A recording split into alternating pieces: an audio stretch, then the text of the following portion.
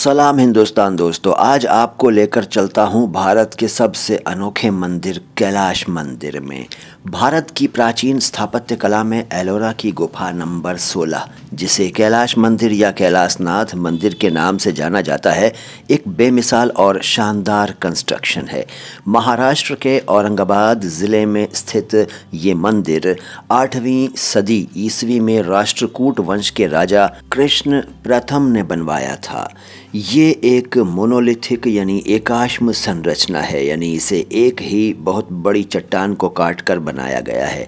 ये मंदिर शिव जी के निवास स्थल कैलाश पर्वत का प्रतीक है और विश्व की सबसे बड़ी एकाश्म संरचनाओं में से एक है। ये यूनेस्को द्वारा घोषित एक विश्व धरोहर स्थल है। इस मंदिर की ऊंचाई तकरीबन 30 मीटर, लंबाई 60 मीटर और चौड़ाई 30 मीटर है। इसका निर्माण ऊपर से नीचे की ओर हुआ, जो इंजीनियरिंग की दृष्टि से बहुत ही चुनौतीपूर्ण था। कैलाश या कैलाश मंदिर द्रविड़ शैली की स्थापत्य कला का उत्कृष्ट उदाहरण है। इसमें गुप्त और चालुक्य शैलियों के प्रभाव भी स्पष्ट नजर आते हैं। कैलाश मंदिर की भव्यता न सिर्फ इसके आकार में है, बल्कि इसमें निहित कलात्मक विवरण और तकनीकी कुशलता में भी है। लगभग 2 लाख टन चट्टान हटाकर बनाया गया ये मंदिर हाथों से छेनी और हथौड़ी के प्रयोग से पूरा किया गया। इसमें प्रवेश द्वार, नंदी मंडप, मुख्य मंडप, गर्भगृह और परिक्रमा पथ जैसी संरचनाएं शामिल हैं।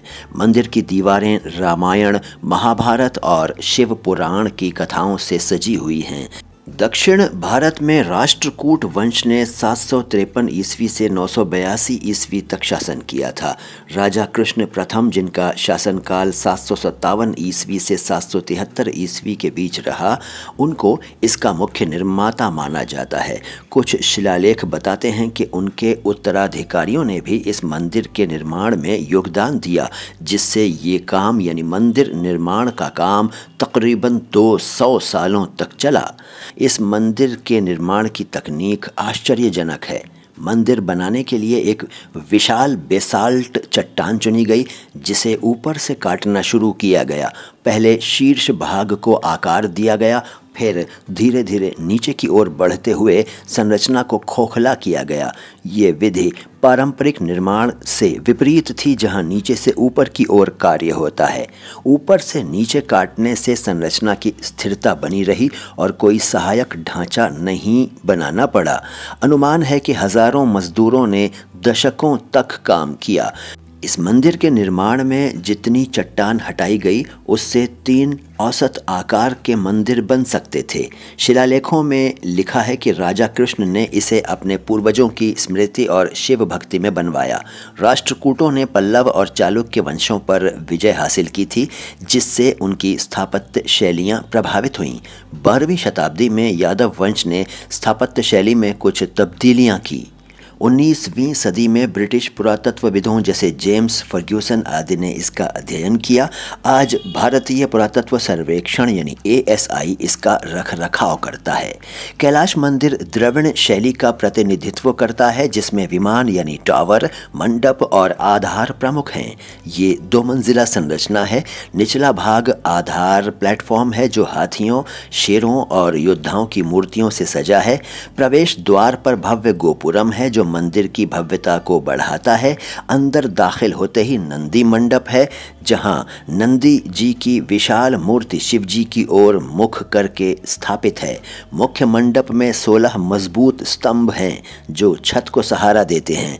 ये स्तंभ वर्गाकार हैं और फूलों, पत्तियों और पौराणिक प्राणियों से अलंकृत हैं। गर्भगृह में शिवलिंग है, जो चट्टान का अभिन्न अंग है। मंदिर के चारों तरफ परिक्रमा पथ है, जो ऊपरी मंजिल तक जाता है। ऊपरी भाग में बालकनी और छोटे मंडप हैं, जहां से पूरा दृश्य नजर आता है। मंदिर के पीछे प्राकृतिक चट्टान सुरक्षा कवच की तरह है। इंजीनियरिंग की दृष्टि से जल निकासी प्रणाली उल्लेखनीय है। बारिश का पानी चैनलों से बाहर निकलता है, जिससे संरचना सुरक्षित रहती है। प्रकाश और हवा के लिए छिद्र बनाए गए हैं। एकाश्म होने की वजह से मंदिर भूकंप रोधी है। स्तंभों और मेहराबों का डिजाइन भार वितरण को संतुलित करता है। कैलाश मंदिर की मूर्तिकला जीवंत और विस्तृत है। दीवारें उच्च राहत यानी हाई रिलीफ और निम्न राहत यानी लो रिलीफ मूर्तियों से भरी हुई हैं। रामायण की घटनाएं जैसे रावण द्वारा कैलाश पर्वत हिलाना, जहां रावण शिव जी को चुनौती देता है, सबसे प्रसिद्ध है। शिव पार्वती का विवाह, अर्धनारीश्वर रूप और शिव का तांडव नृत्य भावपूर्ण है। तांडव में शिव जी एक पैर पर नृत्य करते दिखाए गए हैं, जो विनाश और सृजन का प्रतीक है। महाभारत से द्रौपदी स्वयंवर, भीम का युद्ध और कृष्ण जी की लीला उकेरी गई हैं। शिव पुराण में वर्णित गंगा अवतरण, पार्वती तपस्या आदि दृश्य भी यहाँ उकेरे गए हैं। सहायक मूर्तियां नर्तकियों, अप्सराओं, यक्षों और गंधर्वों की हैं, जो संगीत और नृत्य मुद्राओं में हैं। पशु पक्षी जैसे हाथी, सिंह, मकर और गरुण प्रतीकात्मक हैं। कुछ पैनलों में कामुक मुद्राएं हैं, जो कामसूत्र की तरह जीवन की सत्यता दर्शाती हैं। प्रकाश छाया का खेल मूर्तियों को जीवंत बनाता है। मूल रूप से ये मंदिर रंगीन था यानी बहुरंगी था। तकनीकी रूप से उत्कीर्णन त्रिआयामी प्रभाव देता है। कलाकारी में भाव, अनुपात और गति का संतुलन है, जो राष्ट्रकूट कलाकारों की कुशलता दर्शाता है। तो मित्रों, ये वीडियो कैसा लगा कमेंट बॉक्स में बताइएगा। अच्छा लगा है तो लाइक कीजिए, चैनल को सब्सक्राइब नहीं किया है तो कर लीजिए। मैं हूँ मोइन शम्सी। सलाम हिंदुस्तान।